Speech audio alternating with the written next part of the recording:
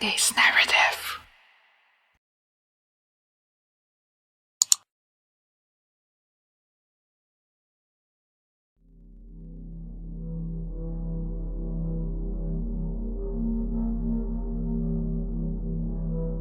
This story is posted by Freaky Things 456 on Reddit. No sleep.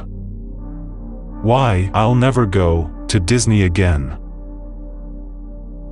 Disney World's ToonTown was my first job out of high school, and at the beginning everything was great. For those of you who don't remember, ToonTown was where Mickey and Minnie lived in the park and had everything you would imagine would be in a real neighborhood, a neighborhood that a cartoon would live in. There were houses, kitchens, bedrooms. Kids could even go in and microwave stuff on a little cartoon microwave. Donald Duck had a little houseboat you could go inside. Goofy had his roller coaster. There was a lot of cool stuff. And although it was for kids, I actually really liked it. I mean, where else in the world could you go and step in a real cartoon village? That was all until I started working the night shift there. What in the daytime looked cute and silly quickly became very creepy after the sun went down and guests left the park. I worked in custodial, so I was one of the last people to go through the parks at night, and unfortunately, I usually had to go in alone. So, one night I was doing my rounds and emptying trash cans. I walked straight through ToonTown to try and get to Tomorrowland and back to the front of the park. I was finishing a 10-hour day and was definitely ready to get out, so I was walking pretty fast. Normally all of the little houses were dark and the sound effects would be turned off. Not tonight though. I went back there and all the lights and effects were still going strong throughout the area. I was dumbfounded. This was a serious departure from protocol. So, I had to tell someone about it, and people were going to get in serious trouble. I continued walking and pulled out my radio bit. As soon as I did, everything shut off. I then heard shuffling in the distance and thought I saw a tail go into some bushes over near the train station. I figured it was probably just some raccoon or something. The area back there was completely surrounded by national forests and animals turn up all of the time, so I completely forgot about it and went about the rest of the night. During my shift, the next morning though, I heard some very disturbing news about that area. A rat was found gutted and smeared all over Minnie's house floor.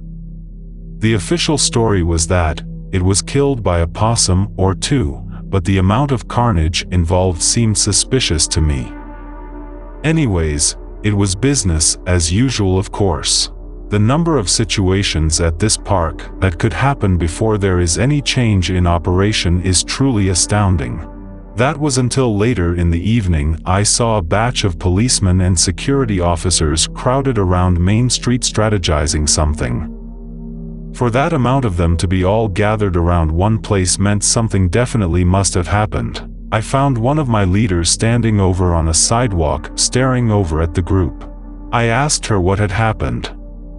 She said she wasn't sure but heard something about a baby going missing. I had never heard about anything like that happening in these parks, so that really freaked me out.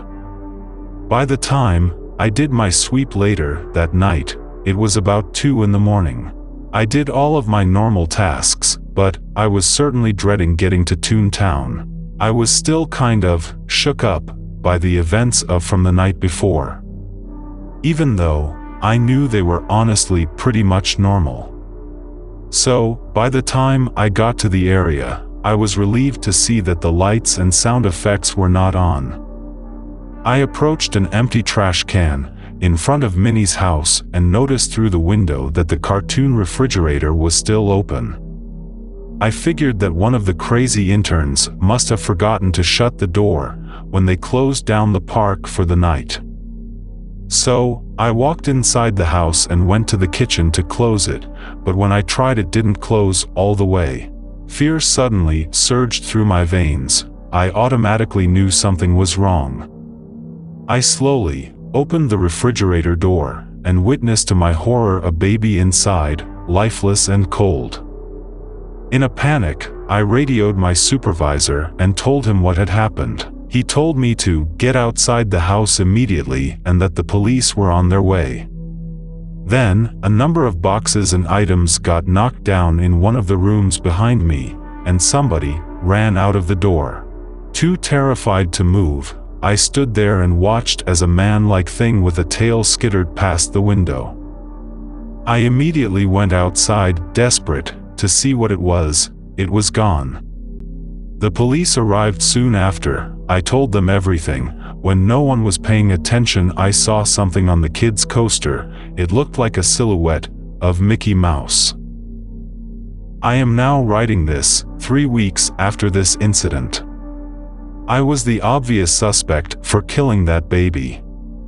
My family stopped talking to me. Not even my therapist believes me. But you believe me, right?